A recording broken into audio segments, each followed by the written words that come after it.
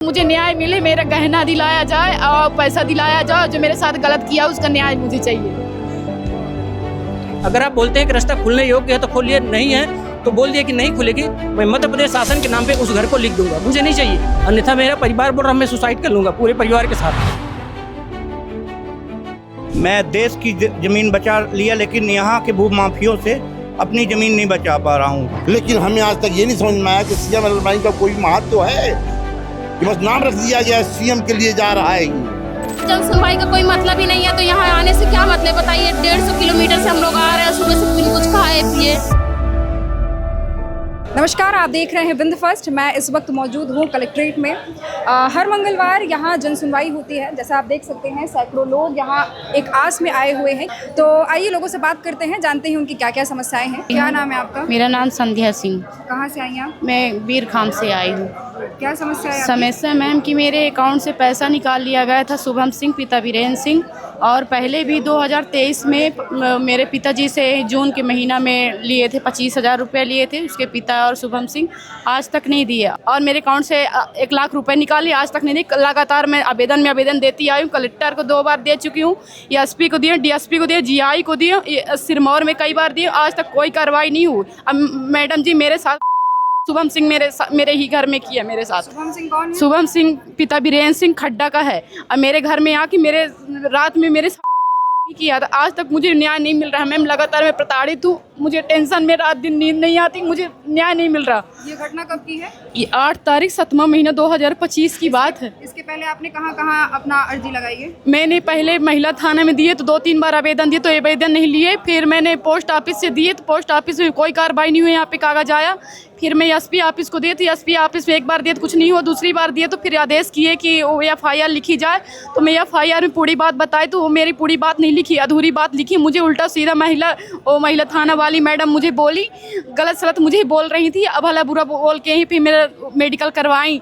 Medical करवाने के लिए फिर बोल रही मुझे पैसा चाहिए। मैं बोली कि पैसा मैं नहीं दूंगी, सरकार देगी, काहे के लिए हम पैसा। बोली मेडिकल कराने के दवाई लाने के लिए पैसा लगता है, तो मैंने पैसा नहीं, तो मुझे प्रताड़ित कर रही थी, उल्टा सीधा बोली। वही शुभम सिंह खाली खुला भाग रहा, कुछ भी नहीं है। आपके गांव के हैं? नहीं, खड्डा का है, बुआ सास का लड़का लग रहा है। लगातार मेरे साथ पहले पैसा निकाला, मेरा पैसा पहले मेरे पिताजी से खेती किसानी के लिए मांगा, तो मेरे पिताजी ने लिखाए पढ़ाई नहीं, डायरेक्ट दे दिए कि होगनाथ भाई के बीच की बात है, बोले हम पहुंचा देंगे। आज तक पैसा नहीं दिया। फिर मैं एक्सीडेंट हो गई थी, मेरे गहना जेवर छीन लिए, वो भी नहीं दिया आज तक। आप कलेक्टर साहब से क्या उम्मीद लगाती हैं? मैं उम्मीद से ये लगाती हूँ कि मुझे न्याय मिले, मेरा गहना दिलाया जाए और पैसा दिलाया जाए। जो मेरे साथ गलत किया उसका न्याय मुझे चाहिए। मैडम मैं एक भारतीय सेना का सैनिक हूँ। नाम क्या है? मेरा नाम उमा शंकर अवस्थी है। मेरा प्रॉपर गांव सलैया है, मगर मैं अजगरहा में प्लॉट खरीदकर 2011 में प्लॉट खरीदकर मकान बनाया। 2022 में मकान बना करके अपने बच्चों के साथ जोधपुर कैंट में अपने चला गया लेकर के। मैं 2026 में बच्चों के साथ जब वापस आया तो हमारे घर की रास्ता डीलरों द्वारा बंद कर दी गई है, जिसके लिए मैं कलेक्टर साहब के पास पिछले मंगलवार को भी आवेदन लेके आया था। तो बोले थे जाइए खुल जाएगा। अभी 1 हफ्ता हो गया, कुछ नहीं हुआ। फिर से गया था तो रिसिप्ट दे दिए, फाड़ करके रख लिए, बोले जाइए खुल जाएगा। आप क्या करते हैं? मैं आर्मी में नौकरी करता हूँ। मेरी 5-6 दिन छुट्टी बची है। अभी स्कूल खुलने का टाइम आ रहा है। अभी तो गर्मी के टाइम में तो हम कहीं से निकल जाते हैं। रोड रास्ता हमारी बंद कर दी गई है। बच्चों को स्कूल जाने के लिए कोई जगह नहीं है, रास्ता नहीं है। तो यह तो मेरा कलेक्टर साहब से निवेदन ये है कि या तो मैंने आवेदन भी यही दिया है कि आप प्लीज़ मौके पर आकर 2 मिनट का मौका करिए। अगर आप बोलते हैं कि रास्ता खुलने योग्य है तो खोलिए, नहीं है तो बोल दिए कि नहीं खुलेगी। मैं मध्य प्रदेश शासन के नाम पे उस घर को लिख दूंगा, मुझे नहीं चाहिए। मैं अपनी देश की सेवा करूं, उधर परेशान हूं। मेरे बच्चों को निकलने के लिए रोड रास्ता नहीं है। अन्यथा मेरा परिवार बोल रहा मैं सुसाइड कर लूंगा पूरे परिवार के साथ। मुझे रास्ता चाहिए, मेरे बच्चों के लिए स्कूल जाने के लिए रास्ता नहीं है, और मेरे हस्बैंड वहाँ चले जाएंगे तो भ्रष्टाचार युवा में हो रहा है, सरेआम अन्याय हो रही है। कोई देखने वाला नहीं, सुनने वाला नहीं। बस जिसके पास जाओ जन सुनवाई, पर्ची फाड़ के दे दिए, बस हो गया। एक आर्मी जवान जो होता है वो देश की सेवा, सरहद पे रह के सेवा करता है, और उसकी फैमिली और रास्ते के लिए तरसे। ये तो अन्याय है बिल्कुल। देखिए, और मैं चाहती हूँ कि मुझे रास्ता दिया जाए ताकि मेरे हस्बैंड वहाँ जा कर के अच्छे से अपने देश की सेवा कर सके। ठीक, और मुझे रास्ता चाहिए, नहीं तो मुझसे अगर नहीं मिलेगा तो मैं पूरी फैमिली अपने बच्चे लेकर सुसाइड करूंगी। वहीं पे मुझे रास्ता चाहिए। मेरे पैतृक गांव सलैया, मेरे घर के बगल से 2 एकड़ ज़मीन केवटी मुख्य नहर में लगी हुई है। वहाँ मुझे 5 फीट जगह कोई दिलाने के लिए तैयार नहीं है। तो अगर मैं भी इस चीज़ में उतर आऊँगा ना, जेल करोगे, कुछ नहीं करोगे। मैं रात को 2-3 JCB लगा कर पूरी नहर ठप्प कर दूँगा। मेरे बाप की ज़मीन है, मैंने दिया है। पर मैं बंद भी कर दूंगा। अगर मैं 5 फीट रास्ता के लिए तरस रहा हूँ तो मैं नहर बंद कर दूंगा, नहीं दूंगा। क्यों दूं? मैं इतना बड़ा योगदान दे दूं, साले को 2 एकड़ ज़मीन मैंने केवटी मुख्य नहर के लिए दे रखा हूँ, तुम मुझे 10 फीट का रास्ता नहीं दे रहे हो, तो किस चीज़ के लिए बैठे हो यहाँ पे?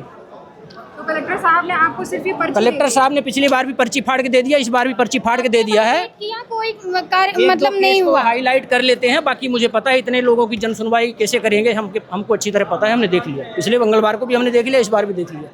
पर्ची फाड़ के दे देते हैं, बस होगा जाइए हो जाएगा।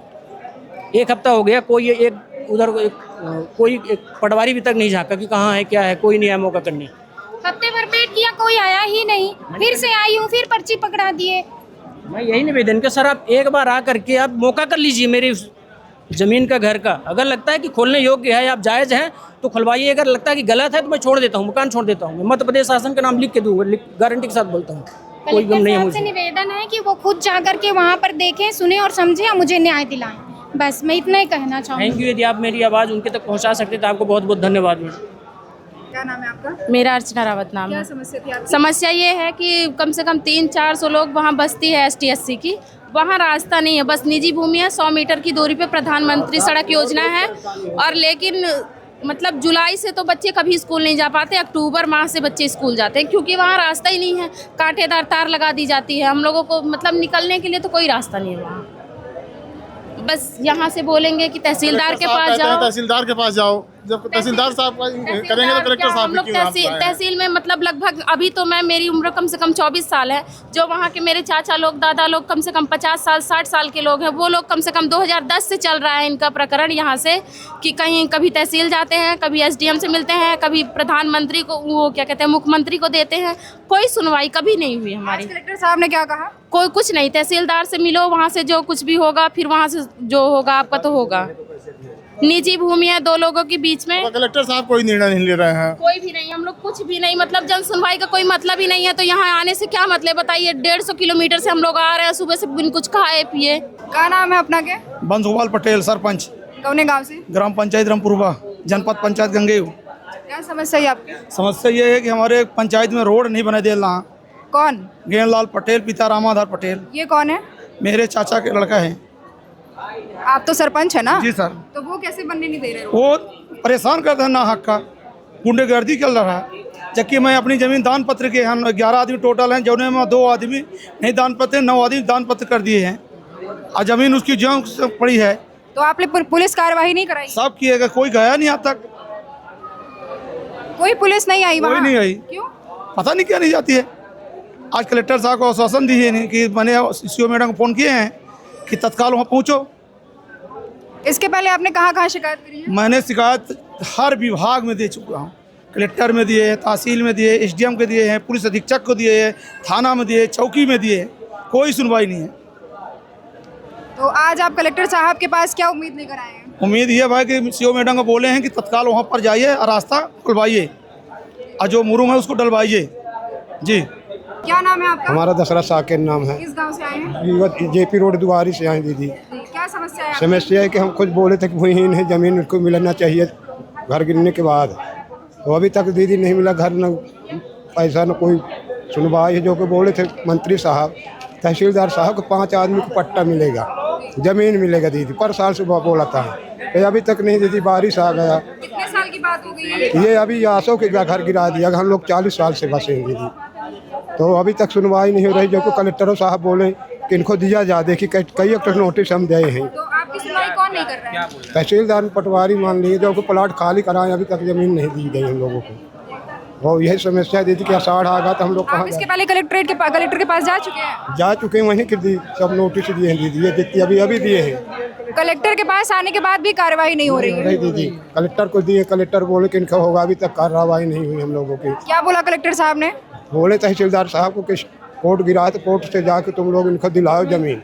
साहब बोले खेत बोया हुआ है, आप खेत कट जाए तभी हम सबको प्लाट दिलवाएंगे, लेकिन आज तक हम लोगों का घर गिर गया तो अभी तक खेती नहीं कटी।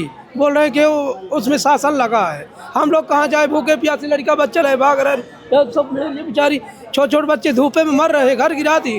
आज बोल रहे हैं कि तुम लोगों को नहीं मिलेगा, तुम लोग जागीरदार हो गए। हम लोगों के पास होता तो काहे को तिला में बचते, काहे को पोखरी में रहते। तहसीलदार साहब कोई कार्रवाई नहीं? कोई नहीं कार्रवाई, वो मुँह चिन चिन के दे रहे हैं। जो वहाँ का हमारे सरपंच है बोलते हैं वही काम करते हैं। जी, आपका नाम? मनोज कुमार दुबे है। किस गांव से हैं? हम ग्राम पंचायत टिकुरी 37 के हैं। मेरे पिताजी श्री मित्रलाल दुबे हैं। उनके द्वारा ज़मीन सीमांकन के लिए आवेदन किया गया था लोक सेवा केंद्र मनगांव में, और आवेदन दिनांक हमारा 23/12/2025 का था। और मेरी जो ज़मीन है तो ग्राम पंचायत दुगवा में है। तो आवेदन देने के बाद भी आज दिनांक तक सीमांकन नहीं किया गया, और जब सीमांकन नहीं किया गया तो हमने पटवारी और आरआई से कई बार फ़ोन के द्वारा संपर्क किया गया। उनसे कहा गया कि भाई मेरा सीमांकन कर दीजिए, तो उनका कहना ये है कि 2 डिसमिल ज़मीन का सीमांकन नहीं होता। तो हमने ये बोला कि 2 डिसमिल ज़मीन यदि हिस्सा बाँट में मिली है तो कोई गरीब को मिला है 2 डिसमिल, तो क्या उसकी सीमांकन नहीं होगी? क्या उसको ज़मीन नहीं मिलेगा अपना? जबकि नक्शा खसरे में दर्ज है। तो हमने फिर सीएम हेल्पलाइन लगा दिया। उसके बाद कोई कार्रवाई हुई? कोई कार्रवाई नहीं हुई। सीएम हेल्पलाइन लगाए तो सीएम हेल्पलाइन में झूठा आश्वासन दे करके बोलते हैं, वहाँ से सीएम हेल्पलाइन को पटवारी आरआई तहसीलदार के द्वारा बंद करा दी जाती है कि इनका निराकरण हो गया। जबकि आज दिनांक तक ना कोई पटवारी गया, ना कोई आरआई गया, ना कोई तहसीलदार गया सीमांकन करने, फिर भी यहाँ से प्रतिवेदन भेज दिया जाता है कि उनकी कार्रवाई हो गई। क्या नाम है आपका? पप्पू प्रजापति की। किस गांव से आए हैं? बरवार। क्या समस्या है आपकी? समस्या ये है कि मैं पढ़ा लिखा हूँ, मेरे को कहीं रोजगार दे दे, मैं कहाँ जाऊँ, क्या करूँ? 10वीं तक पढ़ा लिखा हूँ, कोई रोजगार दे दे। मेरा नाम Shailendra Kumar, retired captain army. मैं देश की ज़मीन बचा लिया, लेकिन यहाँ के भू माफियों से अपनी ज़मीन नहीं बचा पा रहा हूँ। किस गांव के हैं? मैं जवा तहसील से बिलोंग करता हूँ। बरेती कला ग्राम पंचायत है। वहाँ का 40 साल पूर्व से नक्शा नहीं ज़मीन का, लेकिन आधे नंबरों का पटवारी और कर्मचारियों की 10% की मिली भगत से उनका पैसा दिया गया, और हमारी ज़मीन पर ज़बरदस्ती नहर विभाग, मेंटेना और पटवारी आरआई तहसीलदार इनकी मिली भगत से ज़मीन पर अधिग्रहण किया जा रहा है। रोकने पर कोई सुनवाई नहीं है। माननीय कलेक्टर साहब से आया था, काफ़ी उम्मीद लगा के उनने आवेदन ले लिया है, वो किया है, लेकिन जब तक कार्रवाई ना हो, क्योंकि रीवा में इतना ज़्यादा करप्शन है, यहाँ के जो 10 साल से बैठे 15 साल से, और ऐसा सबसे बड़ी बात यह है कि जूनियर हुक्म न माने, गधा बोझा न उठाए, नामुमकिन बात है। लेकिन पहले अगर खुद को साफ रहना पड़ेगा तभी जूनियर हुक्म मानेगा। आप कितने समय से इन समस्याओं का सामना? ये मैं आज सीएम हेल्पलाइन में मेरा 7 महीने से प्रकरण है, लेकिन कोई निराकरण नहीं हुआ। 15 तारीख को माननीय आरआई महोदय गए, मौके की जांच की, और उनने ये नक्शा को मतलब त्रुटिपूर्ण बताया कि मतलब ये नाप हो ही नहीं सकती, और ये नहर विभाग अधिग्रहण गलत कर रहा है। फिर भी कोई सुनने को तैयार नहीं। तहसीलदार बोलते हैं कि वो नहर विभाग जाने, नहर विभाग बोलता है राजस्व जाने, और तो हम जाएं किसके पास? तो कलेक्टर साहब से आपकी बात हो गई? हाँ, कलेक्टर साहब से बात हो गई। मैंने माननीय कलेक्टर साहब को आवेदन दिया है, उनने बोला है, लेकिन कलेक्टर साहब तो इतनी जनता को, इतना बड़ा जन सैलाब उमड़ा है, तो सब जगह नहीं, ये तो हर लेवल पर देखना पड़ेगा। मेरा नाम व्यास सुनील शुक्ला है। किस गांव से हैं? हम वार्ड क्रमांक 9 निराला नगर अनंतपुर से। आज क्या शिकायत लेकर आए आप? आज शिकायत लेके आए हैं कि हमारे यहाँ जो नाली बनाई गई है नगर निगम के द्वारा, वो नाली सही सुचारू रूप ढंग से नहीं बनाई गई है। जैसे नाली का ढाल चाहिए, नाली का ढाल नहीं दिया गया है, नाली का उल्टा ढाल दिया है, जो कि पानी ऑटोमेटिक भरा हुआ है, पानी बहता नहीं है, पानी में सूढ़े पड़ गए हैं, पानी में कीड़े पड़ गए हैं, पानी नाली में सांप लौट रहे हैं, कछुआ पैदा हो गए हैं, मच्छर इतने बड़े बड़े जिसको डेंगू बोलते उस टाइप के मच्छर हो गए हैं। और हमने नगर निगम स्वास्थ्य अधिकारी को भी बताया, कोई असर नहीं पड़ा। कब शिकायत करी थी आपने? ये मैंने कंटिन्यू 5 साल से शिकायत कर रहा हूँ, 5 साल से शिकायत कर रहा हूँ, कोई नहीं सुनता है। सीएम हेल्पलाइन जब से ये बनी है तब से कर रहा हूँ, पर ये नहीं समझ में आ रहा सीएम हेल्पलाइन हमारे आपको मतलब संतुष्ट करने के लिए बनाया गया है, ये कार्य करने के लिए बनाया गया है, ये आज तक मुझे नहीं समझ में आया है। और लोग कह देते सीएम हेल्पलाइन में रिपोर्ट कर दो, कर देता हूँ, लेकिन हमें आज तक ये नहीं समझ में आया कि सीएम हेल्पलाइन का कोई महत्व है कि बस नाम रख दिया गया सीएम के लिए जा रहा है ये। तो हम लोगों को, ये जनता को एक बेवकूफ़ बनाने की प्रक्रिया है, ना कि कोई काम करने की प्रक्रिया नहीं है ये। नगर निगम का अधिकारी बोलता है आपको कैसे मालूम है कि पानी बहता है कि नहीं बहता? अरे मेरे सामने भरा हुआ है, अगर बहता हुआ होता तो मेरे सामने भरा क्यों रहता, बहना जाता। वो लोग बहुत बीमार भी होते हैं, बीमार हो रहे हैं, वही तो मैं कहने जा रहा था, उन मच्छर काटे बीमार हो रहे हैं। कोई देखने वाला स्वास्थ्य अधिकारी जाके देख के चला आया नगर निगम, बोला हम क्या कर सकते हैं, इस तरह की भाषा बोल रहे हैं। अब ये बताइए देश की जनता कहाँ जाए, किसके पास जाए? वही काम लेके आज मैं चला हूँ कि चलता हूँ। लोगों ने बताया कि कलेक्टर सुनता है, तो मैं सोचा चल करके दिखाता हूँ कि अगर सुनवाई हो जाए तो प्रभु की बहुत बड़ी हमारे ऊपर।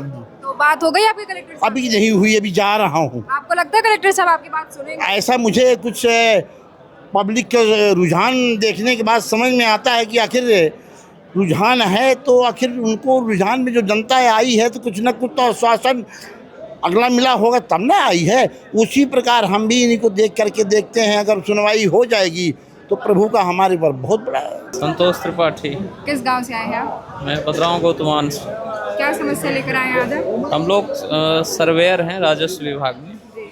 तो अभी एक नया आदेश आया है कि हम लोग 3 साल से काम कर रहे हैं, लेकिन अभी नया आदेश आया है कि हर बार नए सर्वेयरों की भर्ती होगी।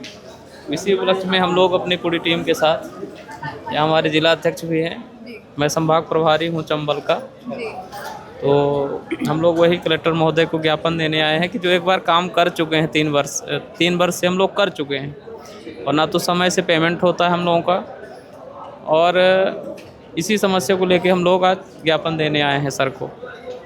आप क्या उम्मीद करते हैं कि कलेक्टर साहब आपकी क्या मदद करें इसमें? हम लोग ये उम्मीद करते हैं कि जैसे हम लोगों को फील्ड में जाके सर्वे करना पड़ता है, तो 3 वर्ष का अनुभव किसी को भी हो, तो जो व्यक्ति 3 वर्ष तक काम कर चुका है, जो हर बार अगर नई भर्ती करेंगे तो वो कैसे काम कर पाएगा? फील्ड में जाके काम नहीं कर सकता वो। पटवारी भी यही कहते हैं कि अगर हर बार चेंज करेंगे तो हम खुद नहीं जानते हैं कि कितने नंबर हैं। जैसे हमारे हलके में 2000 खसरा है, हर खसरे में जाके सर्वे करना पड़ता है। तो नया व्यक्ति जो आएगा वो लोकेशन में जाके लोकेशन ही ढूंढता रह जाएगा। हम लोग 3 वर्ष में किसी तरह परिपक्व हुए हैं, तो और श्रम विभाग की गाइडलाइन है कि आप अगर 45 दिन तक आप किसी से काम लेते हैं तो उसे आप निकाल नहीं सकते हैं। तो इसी उम्मीद के साथ हम लोग कलेक्टर महोदय के पास आज आए हैं। आज 3 साल बाद हमको कहा जा रहा है कि आप काम छोड़ के और दूसरे नए सर्वेयर रखे जाएंगे। 3 साल का हमारा समय जो बर्बाद हुआ उसका भरपाई सरकार कैसे करेगी? कहीं ना कहीं हमने 6 महीने में काम किया, और 6 महीने काम करने के बाद भी हमको पेमेंट का कोई निश्चित नहीं रहता कि हमको पेमेंट कब मिलेगी। उसके बाद भी हमने समय दिया, सरकार ने हमारा पूरा हमसे काम लिया, हमने सहयोग किया सरकार का। अब जब 3 साल बीत गए, हमने समय दिया, समय बर्बाद कर दिया, उसके बाद हमको बोला जा रहा है कि अब आप काम छोड़ दें, नए सर्वेयर हम रखेंगे। तो हम सरकार से यही मांग करेंगे कि हमारा 3 साल का जो समय बर्बाद हुआ उसकी भरपाई सरकार करे। कैसे करेगी ये सरकार जाने।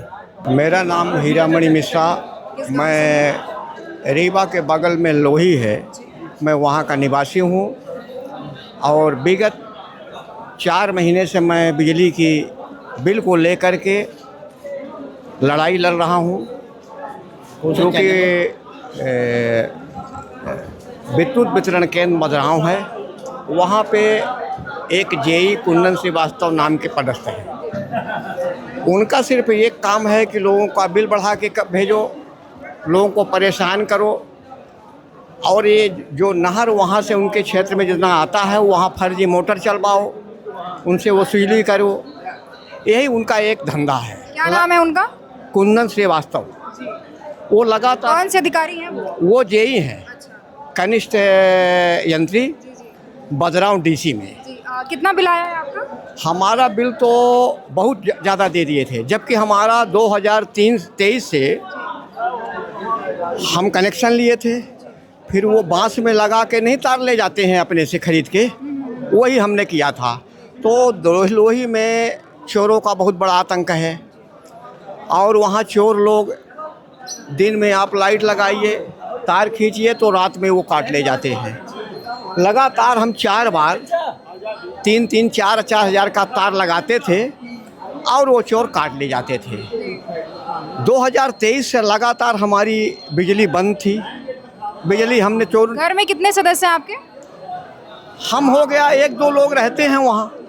अभी नया 4-5 साल से घर बनाए थे, वहाँ निवास करते थे और लगातार 2023 से हमारी बिजली कटी थी और 3-4 बार हमने तार खरीद के लगाया।